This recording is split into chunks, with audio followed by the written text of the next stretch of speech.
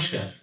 आज का ये पॉडकास्ट इंटरनेशनल वुमेन्स डे के ऊपर है और हमारे साथ एक ऐसे व्यक्तित्व है, एक ऐसे शख्स हमारे साथ मौजूद है, जिनका नाम है डॉक्टर सोनू गुप्ता। मैम न केवल एक वुमेन एंटरप्रेन्योर है, बल्कि इन्होंने अपना करियर जो शुरू किया वो सीए की पढ़ाई के साथ किया। वो सीए बनी, उनकी फैकल्टी बनी। लगभग 50,000 से भी ज़्यादा बच्चों को उन्होंने सीए बनाया और उसके बाद एक स्पिरिचुअलिटी के माध्यम से अपने जीवन के अलग-अलग उतार-चढ़ाव का संघर्ष पूर्वक सामना करते हुए, बहुत सारी तकलीफों का सामना करते हुए, आज वो एक सक्सेसफुल बिज़नेस वुमन एंटरप्रेन्योर, एक बिज़नेस लीडर के तौर पे उभरी। उनका ब्रांड आज पूरे विश्व में लोगों द्वारा पसंद किया जाता है। आज के इस प्रोग्राम में हम उनके साथ बहुत सी बातें करेंगे, जानेंगे कि किस तरीके से उन्होंने अपने जीवन को इस मुकाम तक पहुंचाया, वहां क्या-क्या संघर्ष उनको देखने पड़े और इस इंटरव्यू के माध्यम से आपको सीखना चाहिए कि किस तरीके से संघर्ष को लांघ करके आप एक सक्सेसफुल अपना जर्नी क्रिएट कर सकते हैं, दूसरों के लिए प्रेरणा स्रोत बन सकते हैं। हम इस पूरे इंटरव्यू को हिंदी में रखेंगे ताकि हमारी जितनी भी माताएं हैं, बहनें हैं, उन सबको इसका पूरा का पूरा बेनिफिट मिले। तो और समय ज़्यादा ना लेते हुए मैं अनुरोध करूँगा कि आप सब हमारे आज जो गेस्ट हैं डॉक्टर सोनू गुप्ता, उनका स्वागत करें। मैम बहुत-बहुत स्वागत करते हैं आपका इस प्रोग्राम में। नमस्ते अंशुमन जी। और आज के शो पे आए हुए सभी दर्शकों को बहुत बहुत स्वागत है। आज इंटरनेशनल वुमेंस डे के लिए आप सबको बहुत बहुत बधाई। मैम इंटरनेशनल वुमेन्स डे आपके लिए क्या मायने रखता है और आप कैसे इसको सेलिब्रेट करते हो? इंटरनेशनल वुमेंस डे एक बहुत अच्छा मौका है सभी महिलाओं को, सभी लोगों को ये अवगत कराने का कि हम सब बराबर हैं, हम सब इंसान हैं। महिलाओं को केवल मौका चाहिए उड़ने का और बहुत ऊंचाइयों पर जाने का। मैं कैसे सेलिब्रेट करती हूँ? मैं यूजुअली मेरे पास एक बहुत बड़ी टीम है, बहुत बड़ी वुमेन एक ग्रुप है, जहाँ पे हम सब मिलते हैं। इसके ऊपर हम लोग बात भी करते हैं और सब लोगों तक अवेयरनेस पहुँचाने की कोशिश करते हैं, फिज़िकली भी, सब मिलकर के भी और सोशल मीडिया के थ्रू भी। मैम आज हम देखते हैं इतनी अपॉर्च्युनिटीज़ है वुमेन्स के लिए, मेन्स के लिए, सबके लिए ऑलमोस्ट। लेकिन क्या हमेशा से आपको इस तरीके की अपॉर्च्युनिटीज़ मिली? बिल्कुल भी नहीं। मैं आपको कुछ सच्चाइयाँ बताती हूँ। जब मैं पैदा हुई थी, तो मेरे दादाजी को सपना आया था कि घर में लक्ष्मी आ रही है। और जब उन्होंने मेरी दादी को, उस टाइम एसटीडी कॉल हुआ करती थी, तो जब मेरी दादी को एसटीडी कॉल किया कि बहू की ना बिटिया होने वाली है और मैं पहली बेटी होने वाली थी। तो मैं पहली चाइल्ड हूँ, तो मेरी दादी ने वहीं पर ही ना बहुत उल्टा-सीधा बोलना शुरू कर दिया, अपशगुन कर दिया, ये हो गया, वो हो गया। और जब मेरे दादाजी को पता चला कि बिटिया हुई है, क्योंकि वो बाहर थे, तो वो जब आए तो बहुत बड़ी मिठाई का टोकरा लेके आए थे। तो मेरी दादी ने उस सारे टोकरे को उठा के नाली में फेंक दिया। ये कह के कि अरे बेटी हुई है बेटी। तो ऐसा नहीं है। पहले बहुत एक अलग ज़माना था, जहाँ पर लड़कियों को पढ़ाना एक बहुत बड़ी बात मानी जाती थी। अरे लड़की को पढ़ाया जा रहा है, लड़की को इतना ज़्यादा बिगाड़ो मत, लड़की को ऐसा करने की ज़रूरत नहीं है, लड़की को वैसा करने, उसको सिर्फ खाना बनाओ, उसको खाना बनाना सिखाओ, सिलाई-कढ़ाई सिखाओ और बस। इसके अलावा कुछ नहीं। वो ज़माना बहुत कुछ अलग था। आज चीज़ें चेंज हो रही हैं। ये आप लोगों के इस तरह की अवेयरनेस प्रोग्राम्स की वज़ह से ही अब चीज़ें चेंज हो रही हैं। हम लोगों ने जो सफ़र किया, हम लोगों ने जो स्ट्रगल किया, हम नहीं चाहते कि हमारे बच्चों पर हो जाए। इसलिए हम लोग एक सकारात्मक काम करने की कोशिश कर रहे हैं। और यही मेरे ख़्याल से चेंजेज़ का कुछ एक बेसिक रीज़न है कि हम कुछ चेंजेज़ ला पाए हैं। मगर पहले बहुत डिफरेंट था। मैम जैसे कि आपने कहा कि आपके परिवार में एक बेटी के होने की वजह से बहुत ज़्यादा खुशी नहीं थी। लेकिन आज आप एक इंडस्ट्री को ओन करती हैं, एक एंटरप्रेन्योर हैं, लीडर हैं, वुमेन लीडरशिप। सो ये जो ट्रांसफॉर्मेशन है, ये जो जर्नी है, इसके बारे में थोड़ा हमारे दर्शकों को बताइए। देखिए, मेरी मदर, मेरे फादर हमेशा चाहते थे कि मैं पढ़ूँ। वो इसलिए क्योंकि समाज में बहुत सारी प्रॉब्लम्स चल रही थी। उस समय लड़कियों को हमेशा ही बहुत ज़्यादा बुरी तरीके से देखा जाता था। पढ़ाई में अच्छी भी थी, शैतान भी थी, बहुत शैतान थी, मगर पढ़ाई में अच्छी भी थी। तो मैंने मेहनत किया और एक बात मेरे हमेशा ज़हन में रही कि मैं अपने फ़ादर के नाम से ना जानी जाऊँ, मेरे फ़ादर मेरे नाम से जाने जाएँ। तो एक्चुअली बड़ा रूड लगता है सुनने में, मगर एक बच्ची के लिए जहाँ पर उसके पास अपॉर्च्युनिटीज़ नहीं है, पहले बेटों को खाना मिलता है, बाद में बेटियों को खाना मिलता है, पहले बेटों को अपॉर्च्युनिटी मिलती है, बाद में पीछे लड़कियों को काम मिलता है, तो उस केस में एक एक लड़की के लिए डिटर्मिनेशन बहुत ज़रूरी था, जिसके लिए मैंने अपना ये गोल बनाया था कि मैं इतनी कुछ बड़ी बनूँ कि मेरे फादर मेरे नाम से जाने जाएँ। खैर, स्कूल में मैं हमेशा बहुत अच्छी रही पढ़ने में। 12th में मेरे 99% मार्क्स बायोलॉजी, 99% मार्क्स मेरे मैथ्स में थे और सभी कुछ 90s में था, तो I was almost the topper of CBSE और मुझे नेशनल स्कॉलरशिप अवार्ड भी मिला प्राइम मिनिस्टर से। उसके बाद मैंने हिंदू कॉलेज से पढ़ाई की फिजिक्स ऑनर्स की और उस फिजिक्स ऑनर्स में भी मैंने तीनों साल टॉप किया। बट फिर किसी ने मुझे चैलेंज किया कि अरे सीए तो साइंस के रट्टू होते हैं, सीए करे तो जाने। अब मैंने इस चैलेंज को एक्सेप्ट कर लिया। ऑल्दो मुझे डेबिट क्रेडिट नहीं मालूम था, मुझे एसेट लायबिलिटी का मतलब नहीं मालूम था। मैं प्योर साइंस की स्टूडेंट थी। बट स्टिल मैंने इसको अपॉर्च्युनिटी मतलब इस चैलेंज को एक अपॉर्च्युनिटी तरह लिया और मैंने सीए करा और जो शॉर्टेस्ट टाइम हो सकता है सीए का उसे मैंने सीए कंप्लीट किया और मेरे सीए के अंदर भी 91% मार्क्स थे अकाउंट्स में और सब में। So as a result I was one of the topper of CA and then फिर मैंने आईएएस भी क्लियर किया। बट मेरे को उस समय जो एनवायरनमेंट लगा आईएएस का वो था political environment was very corrupt at those days I am talking about 90s so the environment was very corrupt and I don't want मेरे को नहीं लगता था कि मैं करप्ट एनवायरनमेंट के अंदर मतलब चाहती हूँ उस तरह का जाना। तो फिर मैंने पढ़ाना शुरू किया सीए स्टूडेंट्स को और जब मैंने सीए स्टूडेंट्स को पढ़ाना शुरू किया तो बच्चों का प्यार मिला, बहुत एनकरेजमेंट मिली क्योंकि वहां पर बहुत छोटे से स्टार्ट किया, अपने पैसों से स्टार्ट किया, मैंने कभी किसी से 1 रुपया नहीं लिया और मैंने खुद 2 बच्चों को पढ़ाना शुरू किया था और करते करते हर क्लास में वो बढ़ते गए हर सेशन में अगर आज 2 हैं तो अगली बार 6 हैं, अगली बार 6 हैं तो फिर अगली बार 18 है। तो प्रोग्रेस कभी 3 टाइम्स थी, कभी 2 टाइम्स थी और हर पूरा मेरा 25 साल का 25 मतलब मैंने 25 साल पढ़ाया और 52,000 सीए स्टूडेंट्स पढ़ाए मैंने। 33 बुक्स की ऑथर मतलब उन दिनों मैंने बुक्स भी लिखी। मैं उस टाइम मेरे बच्चे भी हो रहे थे, तो मैंने इवन जो लास्ट 9th मंथ का लास्ट डे था, उस तक भी मैंने बच्चों को पढ़ाया। जैसे मेरे बच्चों का सिलेबस कंप्लीट हो जाए, उसके बाद फिर मैं डिलीवरी टेबल पे जाऊँ। तो ये था मेरा करियर। बट उसके बाद फिर मैंने सोचा कि बहुत साल पढ़ा लिया और अब फिर मैंने सोचा कुछ ऐसा किया जाए जो सबको प्रेरणा भी दे, कुछ और बड़ा किया जाए। तब मैंने इस तरह की एक कंपनी का पूरा एक थीम बनाया और उसके ऊपर काम किया एंड मेरा बेटा भी परफ्यूम उसमें है और हम लोगों ने इस तरह से परफ्यूम कंपनी बनाई। सो ये जो जर्नी है ये हमेशा से एक हार्ड वर्किंग जर्नी रही मेरी। मतलब मैं हमेशा से ही 16-17 घंटे काम करने वाली रही हूँ इंसान। तो मैंने कभी भी अपने घर को नेग्लेक्ट नहीं किया और ना ही कभी अपने प्रोफेशन को नेग्लेक्ट किया। मैम ये journey was absolutely great. I am sure कि बहुत से लोग इसे देख करके प्रेरित हो रहे होंगे। बहुत से लोग सोच रहे होंगे, बहुत वुमेन होंगे जो आपसे रिलेट कर पा रहे होंगे।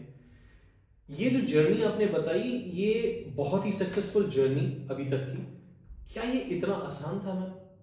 क्योंकि जहां हमने देखा फीमेल चाइल्ड होने की वजह से जो एक परिस्थिति बनी और उसके बाद से आज जो आपका सक्सेस है, was it so easy? Was it a cake walk for you?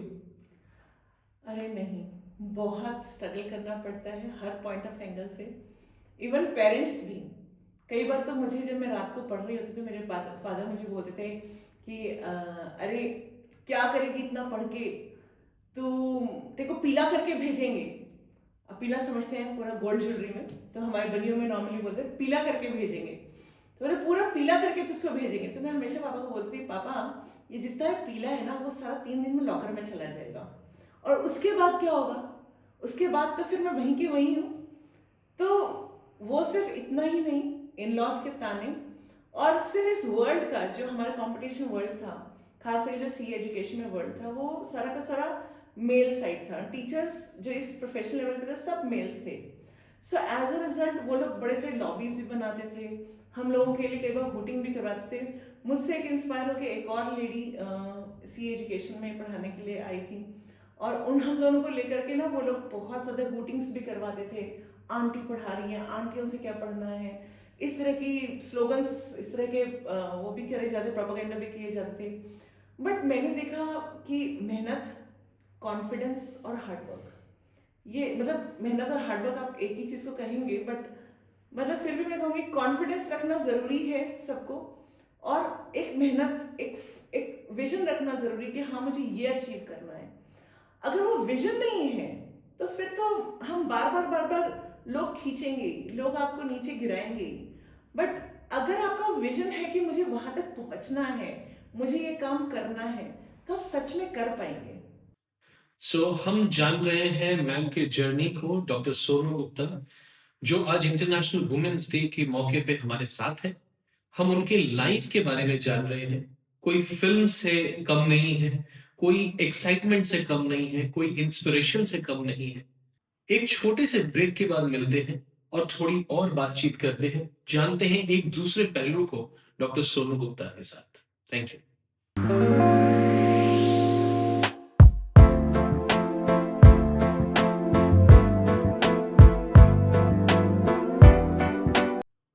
Welcome back. हम इंटरनेशनल वुमेन्स डे के मौके पे मैम एक बार फिर आपका बहुत-बहुत स्वागत है। आपने जो भी बातें अभी तक बताई वो गूज़बम्प्स लाने लायक ही हैं, और मैं समझता हूँ कि हमारे जो दर्शक हैं उनको भी बहुत अच्छा लग रहा होगा आपसे बात करके, आपसे मिल कर के। अगर आपकी कोई भी राय है, कोई भी प्रतिक्रिया है, आप कुछ भी जानना चाहते हैं मैम के बारे में, थोड़ा और कुछ समझना चाहते हैं, या आपको ये प्रोग्राम कैसा लगा है अभी तक, वो बताना चाहते हैं, तो कमेंट बॉक्स में हमें ज़रूर बताएँ। सब्सक्राइब करना मत भूलिएगा, और वृक्ष के इस चैनल को अपना ढेरों प्यार दीजिएगा। मैम, जीवन के इतने सारे उतार-चढ़ाव आसान नहीं होते। क्या ऐसी चीज़ थी जिसने आपको दृढ़ता के साथ इस लक्ष्य की तरफ बांधे रखा?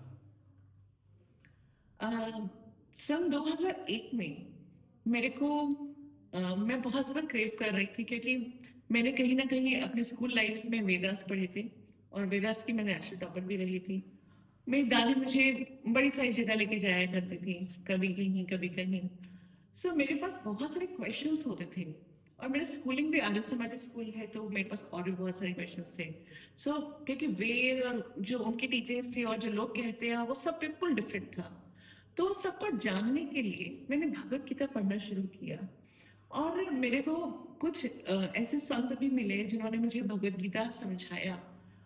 तब जब मैंने सब कुछ समझा, तो भगवत गीता के अनुसार जब मैंने अपने जीवन में ढालना शुरू किया, तो मुझे समझ में आया कि सुख दुख और अपमान, जय विजय, ये सब समान एक ही चीज है। ये सिर्फ बॉडी लेवल पे है, हमारे सोल लेवल पे नहीं है। और जब ये सब चीजें हमें पता चलती हैं, तो हमारे को स्ट्रेस कोप अप करना, हमारे को एनवायरनमेंट कोप अप करना बहुत आसान हो जाता है। और ये मेरे हमेशा जीवन का बेस रहा है। दैट इज, जब भी मुझे कभी भी कोई प्रॉब्लम होती है, कहीं कहीं स्ट्रेस होता है, तो मैं रोज भी भगवत गीता का पाठ भी पढ़ती हूँ, मगर फिर भी मैं क्या करती हूँ कि ना उस दिन मैं भगवान से प्रार्थना करके भगवत गीता खोल लेती हूँ, कोई भी पन्ना। और आप बिलीव करेंगे, मुझे आज तक भी मेरे अपने क्वेश्चंस का जवाब उन भगवत गीता के उस पन्ने पे मिला। तो कई बार ऐसी-ऐसी कंडीशंस आ जाती हैं लाइफ में, सबके जीवन में आती है, उतार-चढ़ाव सबके जीवन में है। तो जब हम ऊपर भी हैं, तब भी हमने भगवत गीता का साथ नहीं छोड़ा, और जब हम नीचे हैं, तब भी नहीं छोड़ा। तो फिर तो उन्होंने हमेशा साथ देना ही है। तो उसकी वजह से मैं कभी भी ज़्यादा हिली नहीं हूँ। परेशानी आती रही है, बहुत सारी आती रही है, मगर उसके बावजूद भी मैंने देखा कि भगवान ने और भगवत गीता की इस टीचिंग्स ने मुझे हमेशा सपोर्ट किया है। क्या आप डॉक्टर सोनू गुप्ता के स्टोरी से, मैम की स्टोरी से आप भी प्रेरित हो रहे हैं? आप किसी भी एज में हो, क्या आपको भी ऐसा लगता है कि आप भी कुछ एक अच्छा बड़ा काम करना चाहते हैं? अपने लिए, अपने परिवार के लिए, अपने दोस्तों के लिए, अपने समाज के लिए कुछ करना चाहते हैं? तो आइए जानते हैं मैम से कि मैम अगर कोई भी वुमन किसी भी एज ग्रुप की हो और वो कुछ करना चाहती है अपने लाइफ में, तो वो किन बातों का ध्यान रखे, क्या-क्या करे और किस तरीके से वो मंजिल को अपना पाए? देखिए, मैं वो बताऊँगी जो मैंने किया। मैंने हमेशा हिम्मत रखी। बहुत सारे करेज के साथ मैं आगे बढ़ी। कॉन्फिडेंस रखा अपने विज़न के ऊपर कि हाँ, मुझे ये करना है। चाहे कभी-कभी मैं बहुत छोटे-छोटे स्टेप्स भी लेती थी और कभी-कभी बहुत लंबी-लंबी छलांगें भी मारी मैंने। मतलब जब तूफ़ान आए तो हमेशा छोटे-छोटे कदम रखो मगर चलते रहो। मगर जब आपके पास उछलने का, कूदने का मौका आए तो फिर लंबी छलांगे भी लो। तो ये काम करना पड़ेगा हमें सबको अपने जीवन में अपनी प्रायोरिटी सेट करना। मैंने हमेशा अपनी प्रायोरिटी सेट करी। मेरी प्रायोरिटीज़ में हमेशा मेरे बच्चे रहे, मगर मेरी सेकंड प्रायोरिटी में मेरा हमेशा मेरा प्रोफ़ेशन भी रहा। तो मैंने उन दोनों को हमेशा बैलेंस करके रखा कि मेरे बच्चे भी मुझसे कभी इग्नोर ना हो, मेरे बच्चों को भी मैं प्रॉपर्ली टाइम दे पाऊँ और साथ में मेरे प्रोफ़ेशन में भी मैं पूरी तरह से अपना पूरा व्होल हार्टेड काम करती थी मैं। तो उससे मैंने कभी भी किसी को भी डिसअपॉइंट नहीं होने दिया। आज मेरे तीनों बच्चे मेरे बहुत मुझे बहुत प्यार करते हैं और हमेशा मेरे साथ हैं। और साथ ही में मेरे जितने भी मैंने स्टूडेंट्स पढ़ाए और आज जो मेरे बिज़नेस क्लाइंट्स भी हैं, वो सब भी मुझे उसी तरह से एडमायर करते हैं। क्योंकि मैंने इन दोनों के बीच में हमेशा एक प्रायोरिटी सेट करके डिमार्केशन भी किया और उन सबको लेकर के एक हिम्मत बना के रखी कि ऐसे-ऐसे मुझे करना है।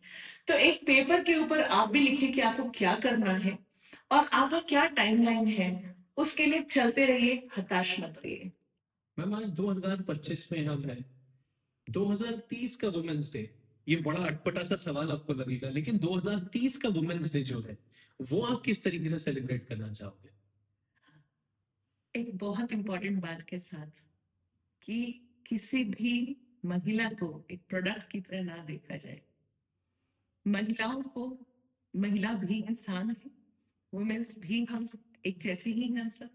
तो बराबरी कैसे देखा जाए, बराबरी का मौका दिया जाए, बराबरी के हमारे बच्चों को पढ़ाया जाए और हम सब मिलके एक सुंदर भारत का निर्माण करें। वो सुंदर भारत जहाँ पे हम सब एक दूसरे को प्रेम से रहें और एक दूसरे के साथ हम मिलजुल के एक दूसरे को आगे बढ़ाएं। ना सिर्फ हस्बैंड वाइफ को आगे बढ़ाए, वाइफ हस्बैंड को आगे बढ़ाए, भाई ना सिर्फ बहन को आगे बढ़ाए, बहन भाई को आगे बढ़ाए। सब मिलके काम करेंगे तो हाँ, हम एक सुंदर भारत का निर्माण कर सकते हैं। बहुत ही अच्छा। तो thank you very much ma'am. आपका बहुत-बहुत शुक्रिया, आपने इतना सारा समय हमें दिया और उम्मीद करता हूँ कि आप लोगों को ये प्रोग्राम बहुत अच्छा लगा होगा। अगर कोई भी आपका फीडबैक है, सजेशन है, तो कमेंट बॉक्स में डाल करके हमें ज़रूर बताइएगा। आपको हमारा प्रोग्राम कैसा लगा और किस टॉपिक पे आप इस तरीके का कोई इंटरव्यू हमारा देखना चाहेंगे, वो भी ज़रूर बताइएगा। Thank you so much. Thank you.